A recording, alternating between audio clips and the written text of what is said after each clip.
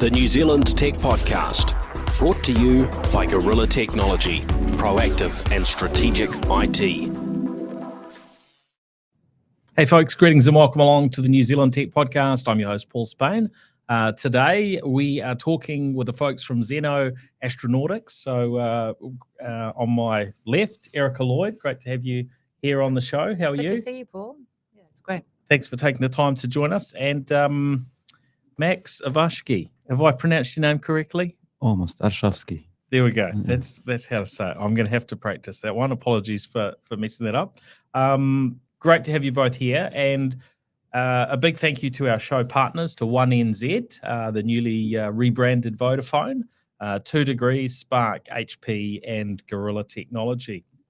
Now, today I want to delve into a little bit of local news. We are going to be delving into mostly sort of spacey type tech topics, and a little bit to do with the broader mobile world.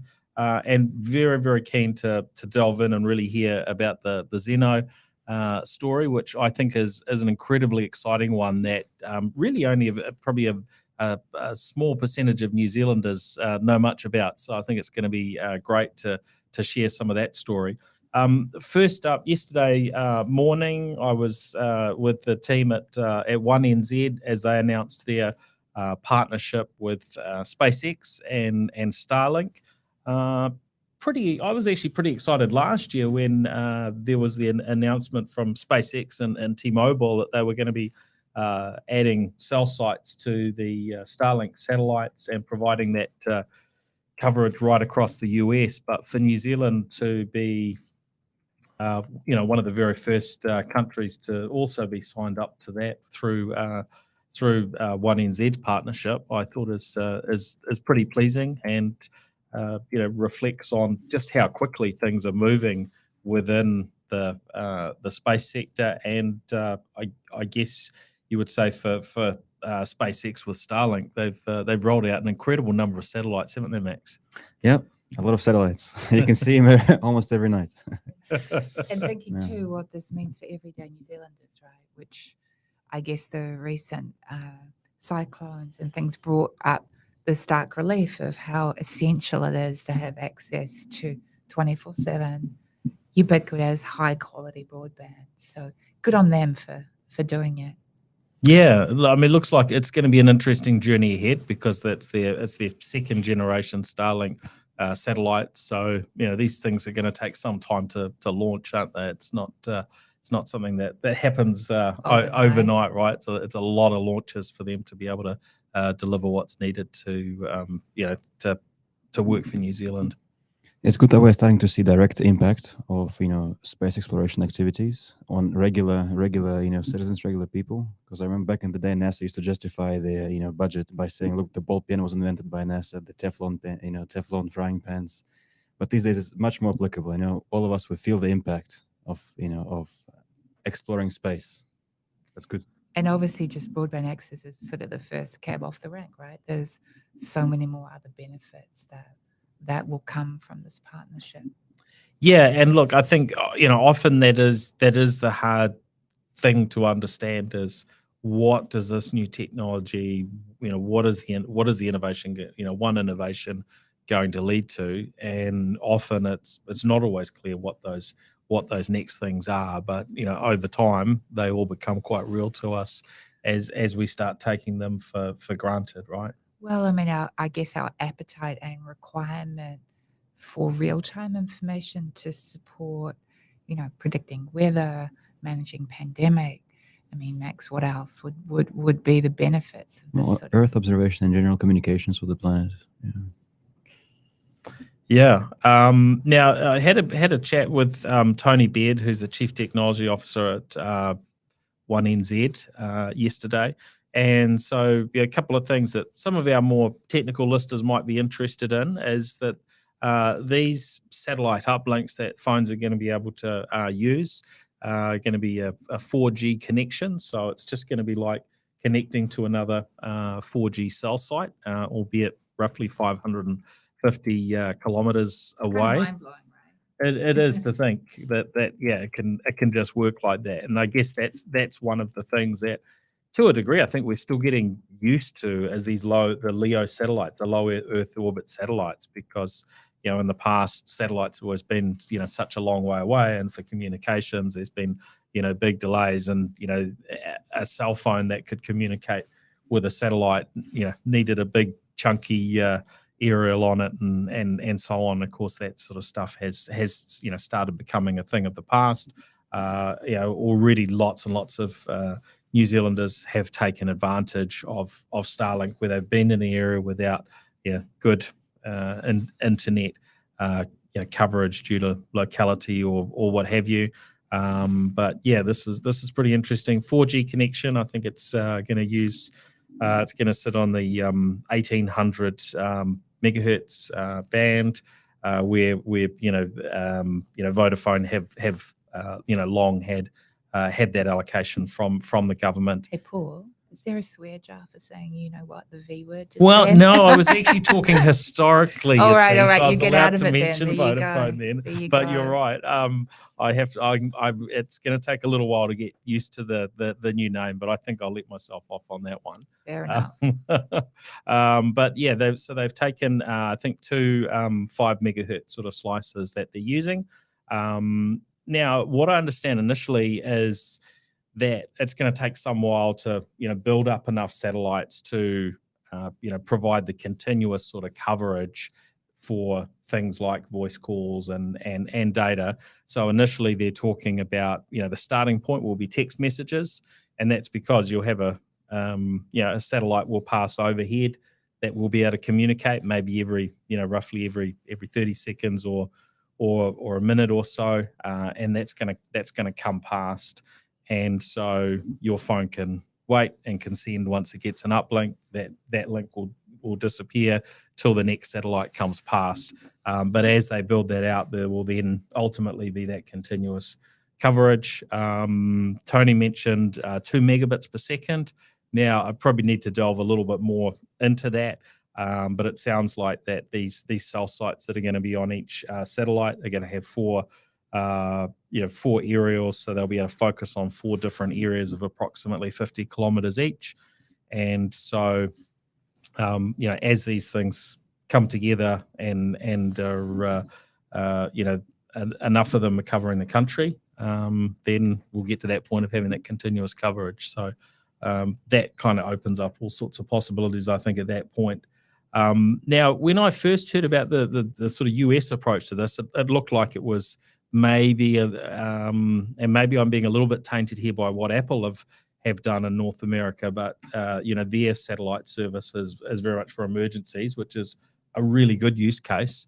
But what 1NZ is saying is that those in rural locations that don't have coverage now will just be able to use this service on their farms or wherever folks might be to communicate day to day. So I think it's pretty exciting. The other bit on that emergency type front is they are going to, once they've got the full service operating, open it up so anyone will be able to make a 111 emergency call. It won't matter what network you're on, you'll be able to get through. So, well, that's a game changer. Yeah, I think really, really encouraging. And then, in addition to their announcement, around a similar time, 2 Degrees announced a trial with Link, who are also putting up low Earth orbit satellites, and they're looking for a somewhat similar type of service. Looking at Link, they're a lot earlier on in their journey of launches. I think when I look, they maybe have 3 satellites up at the moment. So that's going to be an interesting one to watch in terms of how long these things actually take to happen. But hey, the more the merrier. And Spark is saying, well, we'll be getting into it too. They're talking to satellite providers as well. So before we know it, this will just be something we take for granted and don't give it another thought. Just like GPS, it's just there and it works, right? Absolutely, and wait till Amazon come into play with the 3,500 or so satellite constellation they're prepared to bring to market. Yeah, well, I think when we've got this growing sort of proliferation of options, it will make our choices in some ways more complicated because you're wondering who to choose. But then we get to that competitive aspect, like what we've seen with our mobile networks here over the last decade or so. Where the prices come down, we get better and better offerings. So it's going to becomes a commodity, right? Yeah.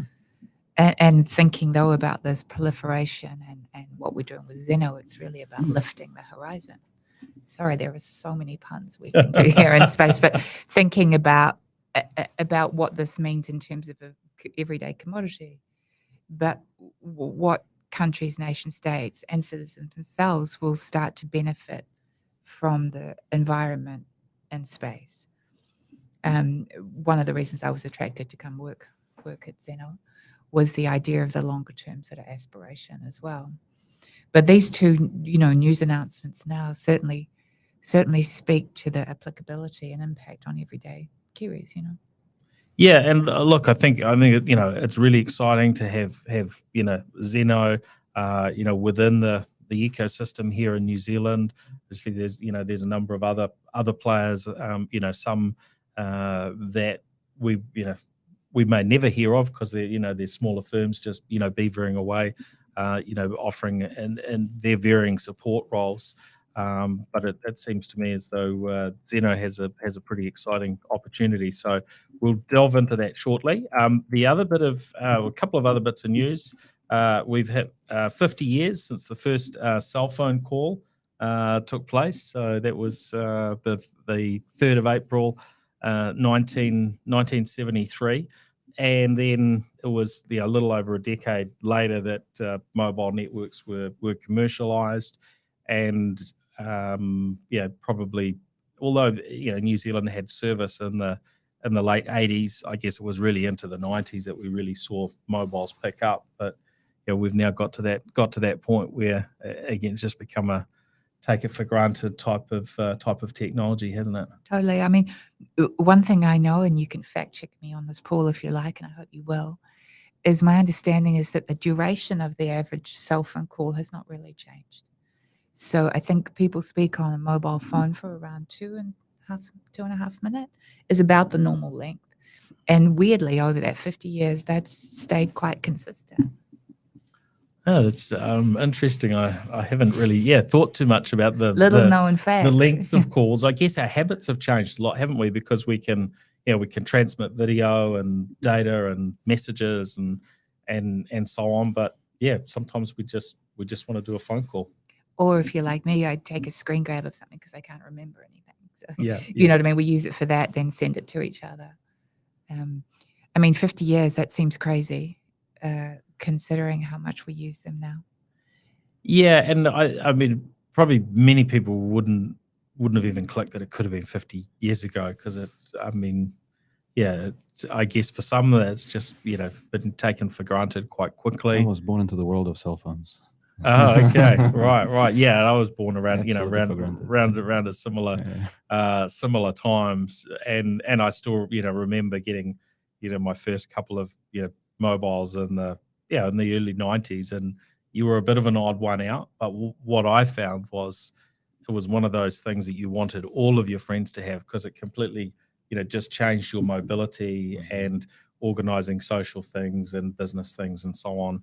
And I think we all figured that out reasonably quickly once cell phones became a more affordable gadget to carry around. And when I look back, we often talk about how costs come down as the technology evolves. And I think it wasn't that many years ago I was probably spending on my own mobile bill what these days can cover a whole team 10 or more people. So we've definitely benefited from the competition that we've seen and the commoditization of many aspects of the technology. And then the other news was we've heard about Virgin Orbit. It sounds like they might be at the end of their run. It sounds like they've laid off the large majority of their team, And I think they've been interesting to watch because you've I guess anything sort of Virgin that's doing something interesting, and Richard Branson tends to get noticed. It's a little bit like things that Musk does and other characters. It's a really big brand, and it has been interesting to watch what Virgin have been doing from a space perspective over quite a period now. But in terms of comparing what Virgin were doing to others like Rocket Lab and so on, any comments that you can share on that front for us, Max? Well, Virgin is, as you say, they tend to come up with very interesting solutions, very innovative. Some of them work, and if they do work, they work extremely well, and some of them do not work. So I think that's the case with Virgin Orbit. And look, it's a very unusual way to launch something into space. The way they do it is they have a Boeing, I think, spacecraft 747 modified, yeah. And under one of the wings they have a rocket, which they release, mid-air. Crazy idea, and they pulled it off. They made it work. But they obviously have struggled to make the business work. Yeah. So I have a lot of respect for Richard and his approach in general. And there's no way to know in advance whether something will stick or not like this. Sometimes you go and explore something that is unknown. You unlock a new thing, and it comes with unexpected rewards. Crossing the Atlantic is one of the examples. Who would have thought? Yeah. We're now going to the moon. So it may come back with a reward. It may not. Yeah. But the difference between Elon, I guess, and Richard is that Elon tends to impress people with scale. So Elon does the same thing, but on an insane scale, right? A rocket, but look at the size of it, or it launches a spacecraft, but look at how many, Yeah, Richard normally goes just something that has not been done before. Both have value in this world, I think. Yeah. And when we look at at launching into space, obviously we've got Rocket Lab between New Zealand and the US, and now launching from both. It was interesting listening into some of the comments at their last AGM, I think it was, and I guess just sort of watching some of the other players in the space. It seems like it's not actually a super easy way to make money, right? It's really hard. Yeah. Even so, I'm not an expert on the launch business in general, right? But I'm in the adjacent industry, so to speak, and the opinion or the rumor, right, that we have in the industry is that it's hard to make money off rockets, especially off small rockets. And there's it seems to be an increasingly more competitive market as well. We see a lot of companies trying to develop launch capabilities, and they seem they tend to get funding. There's something on the order of like 60 to 80 companies that are trying to pursue launch to orbit. And I think that is to me is one of the exciting things about Rocket Lab, and like there's so many people being trying to do something similar to what they've done, but they've done it, and they've done it time and time again. So I think they've got it. That if anyone's going to do well in that space, besides SpaceX, so I think that on the launch side they're making some good moves. So I hope it plays out well. Hats off to Peter Beck. I mean, an incredible entrepreneur, and certainly has helped raise the profile of the sector we're in. They seem to have the right mindset, the team, right? They seem to have the right mindset for what they do. Rockets are extremely, risky. You have to do things very well. So yeah, it's even though humanity has been building rockets for decades now, it is still very, very hard to build a rocket that reaches orbit. Yeah, so good on them. Yeah, and it's going to be very interesting to see neutrons. Yes, much bigger than electrons. As they scale things up. So I think that's very exciting. But we're not here to talk all about them today. Very keen to hear about the Zenno story. So maybe you can tell us a little bit of the background, and we can delve into some of the really innovative things that you've been working on. Yeah, thanks, Paul. So, been thinking about Zenno for a long time now. Maybe 10, 15 years ago, started thinking about this first, and I was looking at the space industry and realizing that space is going to become more and more impactful, influential. It will affect our lives more and more, right, as time goes by. And really wanted to understand what is the next big enabling thing for the industry, right? So at the time we had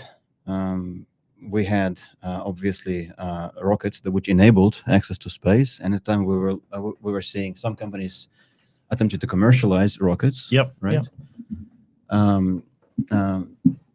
I thought, okay, that's great. So that is being taken care of.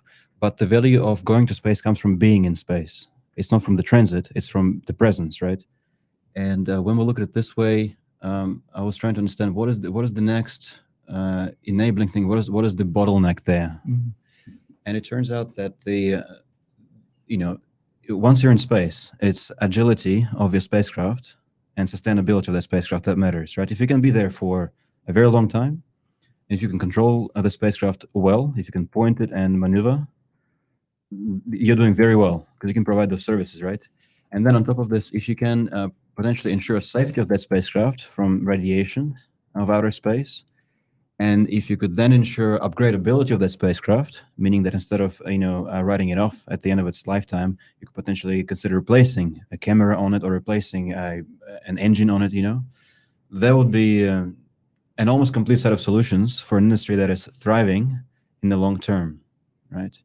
So with that in mind, we started looking at, so what is preventing us from having those solutions? And we realized that, okay, so once you're in space, you rely on certain forces to achieve certain useful things. And we have a set of forces we've been exploring, that Newtonian physics, you push yourself one way, you go the other way.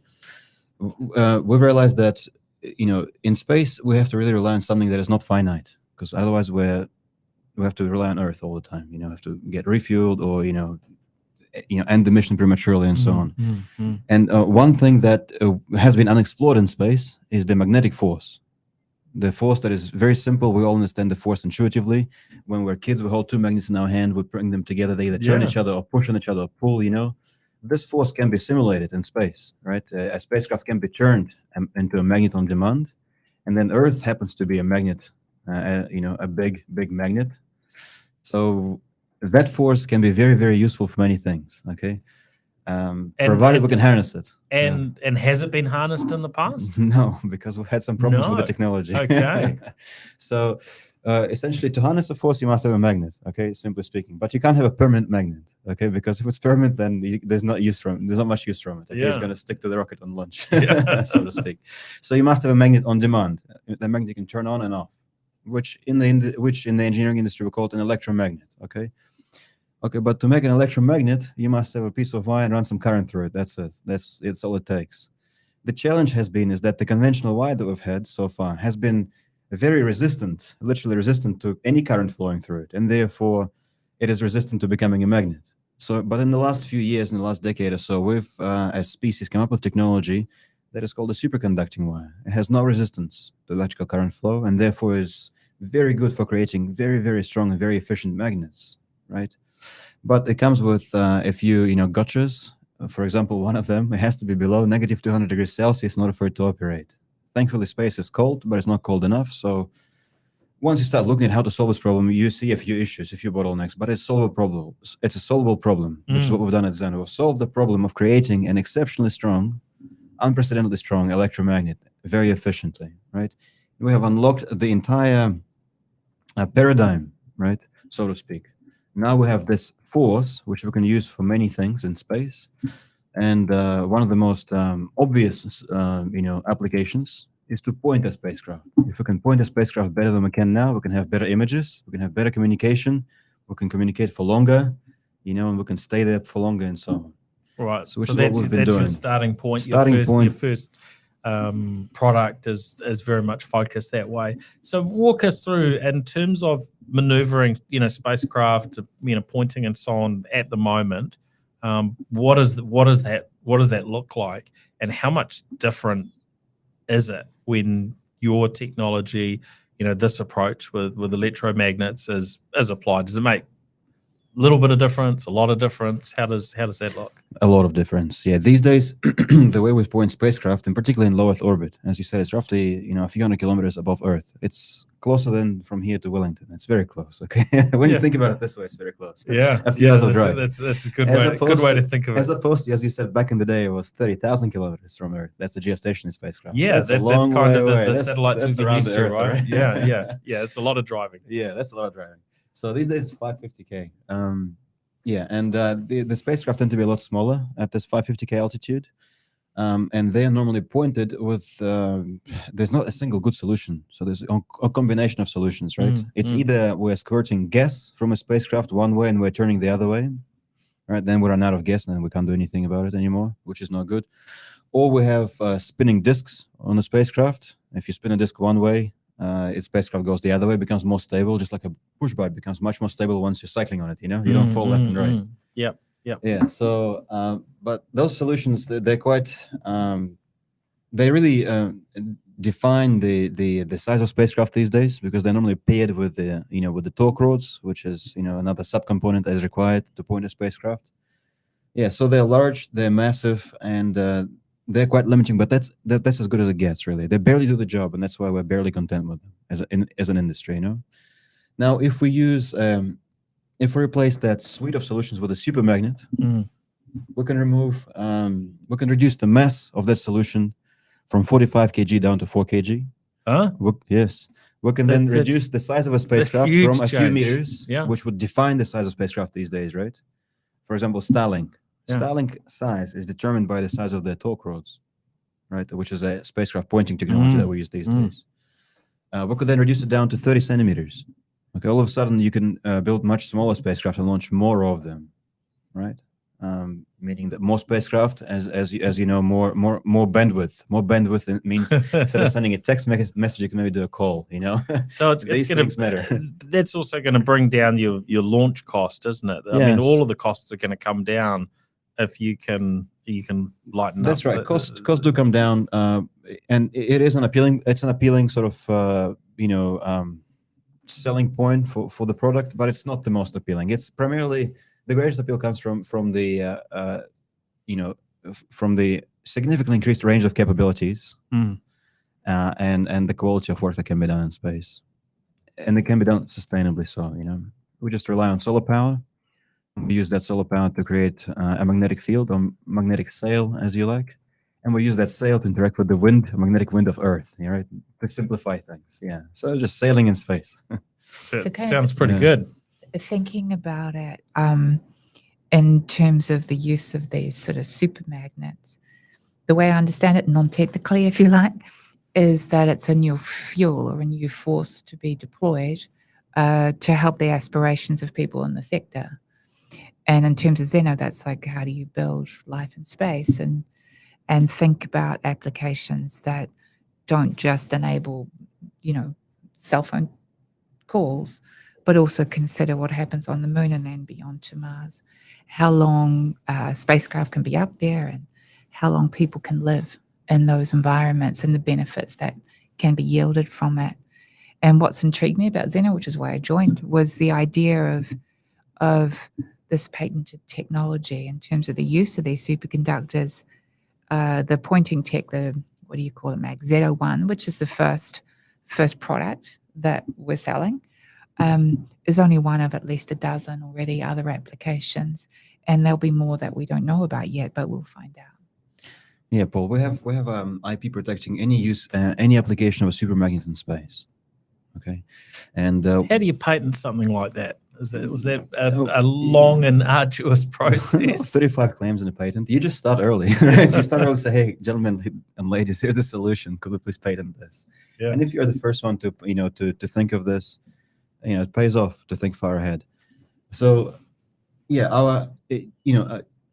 from the business standpoint, it's great to sell, pointing hardware. It's really good. We are currently sitting on sales on the order of tens of millions of dollars. It's just in the first year, so it's good.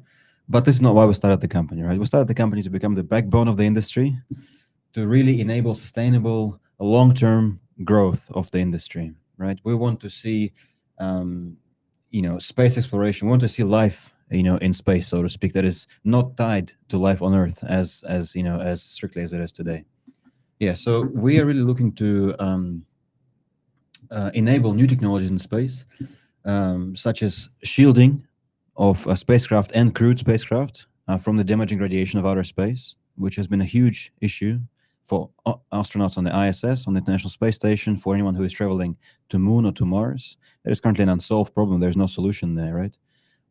The best solution, even theoretically, to this problem is shielding such people, just like we are shielded on Earth with a magnetic field. Right? Earth has a magnetic field and it deflects the charged particles coming from the sun or elsewhere from outer space. We can do the same thing, to a spacecraft in space, turn it to a miniature Earth, so to speak, on demand when necessary, to ensure safety. How hard is that going to be to solve, do you think? From the technological standpoint, it is very solvable, so that all of the enabling technologies are accessible to us. It will require monetary, resource, and a lot of courageous minds, so to speak. But it's definitely a very solvable problem. It's been theorized, for a long time, but finally we have the enabling set of technologies, and we have the IP at Zenno to do it. One of the things we want to do. Yeah. So it's been it's about 6 years since you started Zenno? No, I think it's our 6th year. Yeah, 2017. End of 2017 we started. Yeah. And so what's that journey look like from there to where we are now, where you're starting to make sales, in fact, millions of dollars worth of sales already, before you've launched. What's that journey look like, and then how soon till your tech's going to be up there in craft? Yeah, start from the end of it. The tech is up there in a few months' time. Yeah, Okay, so we're great. delivering our technology this June to our partner in Italy, and then from there we are flying to US, launching on SpaceX Falcon 9 rocket end of this year. Yeah, so and then we keep shipping to our clients in the US from early next year. Yeah, and it's been 6 years. My co-founder and I started out of University of Auckland. There was a program for space systems. I think it may still be alive. Essentially encouraged undergrads actually, which is good for, it's bold to encourage undergrads, not postgrads, to think about the future of space and, identify, the areas that need to be worked on. We participated in that competition, the prize of which was to build our own spacecraft and launch it on, Rocket Lab's rocket, which was crazy, but we didn't get it. We didn't get the prize. We landed second. So that's why we went out and looked at the business case of it and approached Uni Services, which is like a commercialization branch at Auckland Uni. Yeah. And they gave us our first check and the second check and the third check. And then we sort of started working with VCs from there on. Wow. Yeah. And raising venture capital, you've done a sort of a seed round.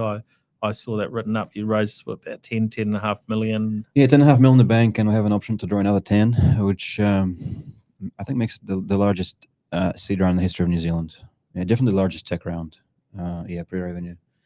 So, yeah, that's so at the time of the raise, we were like 4 people. We're currently 15, and we're going to be at 30 by the end of the next year. Yeah. And Erica, you've moved across from the world of AI to Zenno. What's I think maybe when with Chat GPT 3 and 4 it became so mainstream, I thought, what the hell? And I look at some hardware. No, it was my 3.5 or so journey with Soul Machines is hugely exciting. I was with Callahan, and part of my role there was to encourage the commercialization of our beautiful science here, the scale of it.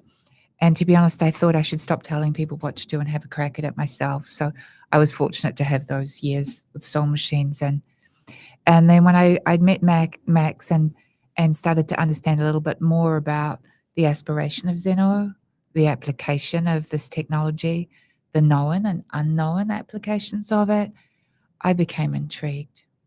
And that intrigue led me to come and start working here with the idea of helping support Zenno's accelerated growth.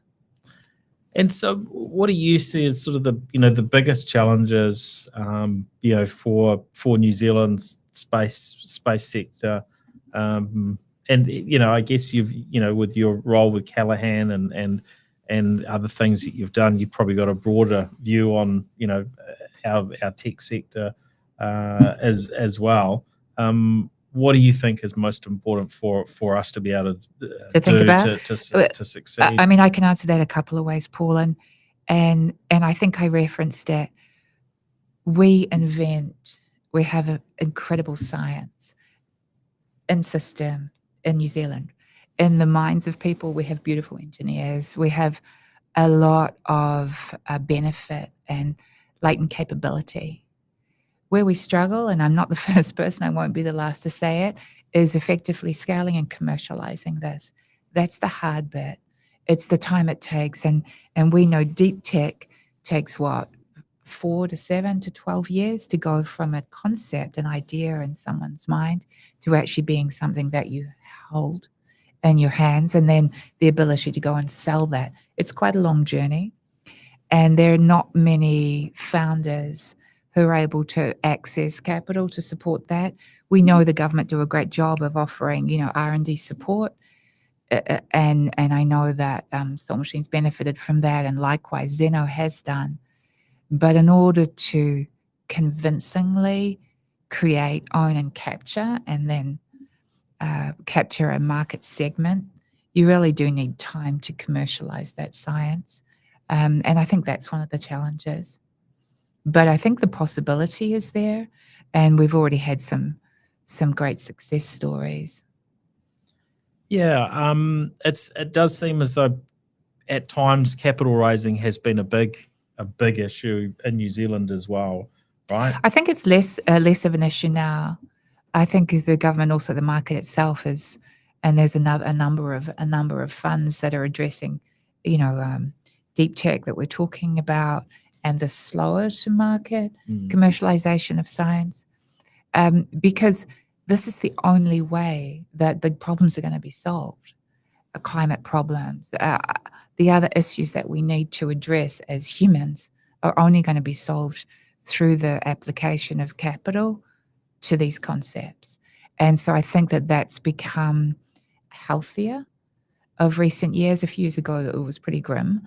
But I mean, there's a number of participants that have put their shoulders in behind them. And I mean, some of it would be Elevate or the New Zealand Super Fund and ACC and others, and new funds that are here that are doing some hard work. So I think it's improving for sure. But again, I wouldn't be going to do my job if I didn't say we could always use more and faster. Yeah, because there's always an element where if your pace isn't right, then you're going to miss out on a lot of opportunities. So what does that need to look like? Do you think, Max, for you in terms of how quickly that things need to grow, so that you're not missing out on the relevant opportunities? Well, we are currently starting to think about our next fundraise. And then we're looking for something on the order of hundreds of millions, and in the next 2 years. Yeah, that would be appropriate amount for us to continue the momentum that we have. Yeah. So it's obviously it's a pretty big market that you're going to be addressing over the years ahead. Then. Yes, huge market. Industry is growing very fast. Yeah. It is currently, I think, it's around $400 billion. It will be 1.2 trillion by 2030. Yeah.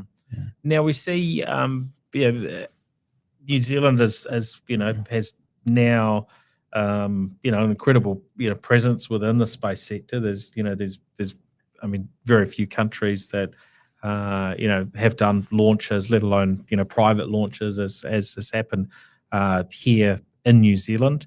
Very early to the game, in many ways, having a space agency. But other countries are recognising these opportunities too. Any thoughts on what government needs to do to obviously they're supporting the space sector, but any thoughts on what's important to ensure that New Zealand, keeps the momentum and speeds up? Maybe before Max answers that, one of the things that struck me, being new to the sector, let's be honest, and hands up as a newbie, is countries globally are increasingly looking at space as part of their general architecture. So looking at it not as something exploratory, but something that they must have now. And we've spoken about that ubiquity or that utility already today. So I think the opportunity is not about one of imagination, it's actually one of necessity. The government needs to be more decisive. So from my understanding, the government was decisive at the time when Rocket Lab was, needed the government to be decisive, and therefore we created the space agency, thanks to, largely to Peter Crabtree, who was at the time leading the space agency. He's And we benefit as our board chair. He's currently chairing our board, But I think the government lost the momentum. Like the agency is not moving fast enough, and there isn't enough support for the industry. So we had a lead. We had a little bit of a head start there, right? Yeah, but it's easily lost if we don't keep that focus and keep that momentum, which is hard because governments are balancing and juggling all sorts of things. And I think often, that the news that you shared in the beginning of this conversation speaks to how important it is, though. We've got a long, spiny country. It's hard to navigate, and the ability to draw resource from the skies to support what we need is massively compelling when we think of the number of services potentially that can be delivered this way. Yeah, and as I said earlier, Paul, we do take pride in signing this contract, which is a great achievement. But I see it as an entrepreneur, the way I see it is, what would have been the country launching the Starlink ourselves? It's not something that is impossible for us to achieve as a nation. We should think bigger, and we should move faster.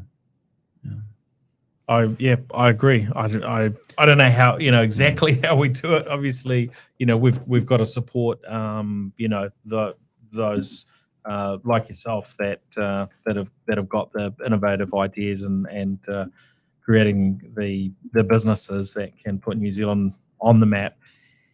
And I think there's that challenge that governments have between sort of looking at the here and now, the short-term thinking rather than the futurist thinking. And you have to have both. You have to address the issues that we have right now and here today. But I think we have that challenge of the longer-term thinking that doesn't necessarily win, votes in the short term, but is the right thing to do for the longer-term future. But I mean, New Zealand, Paul, right? think about it though. The future thinking, it lands in your lap and no time flat. What seemed like pipe dreams are actually complete realities, and it seems crazy now when you brought up 50 years ago since the first cell phone, and I mean that seems unthinkable at the time that all of us would be using this technology all the time and every day. Well, let's. I want to wish you luck, and let's hope we can see more of these sorts of things coming out of New Zealand. I don't know what all the possibilities are, but are there any other things that you can share, Max, on what you think the opportunities are for both for Zenno and for New Zealand within the sector? And it's at the start of its journey, so we're only just starting to gain traction. For New Zealand, though, I mean, the nation should realize, we should realize that space is going to be controlling our lives. Exploration is going to be controlling our lives largely. And that's an industry that is currently in its development stages. It's not too late yet to act on it. But we certainly don't want to be dependent on those who have explored space and invested into it, and then just sort of be in their hands. It doesn't need to be that way. Yeah. And so maybe having a seat at the table, which is what we did in the early days, is something that we should take seriously, about thinking of the consequences, ethics, as well as the use of space, and thinking that it's important for New Zealand to have a voice in those conversations too. And are there any other challenges we have from being down here versus being in the US or in other locations?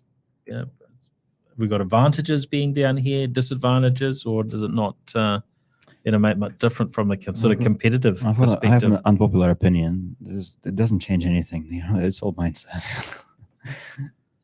There's no advantage or disadvantage. Yeah. Just do it. Yeah. Get it done. That's great. Oh, well, thank you both for joining the New Zealand Tech Podcast today.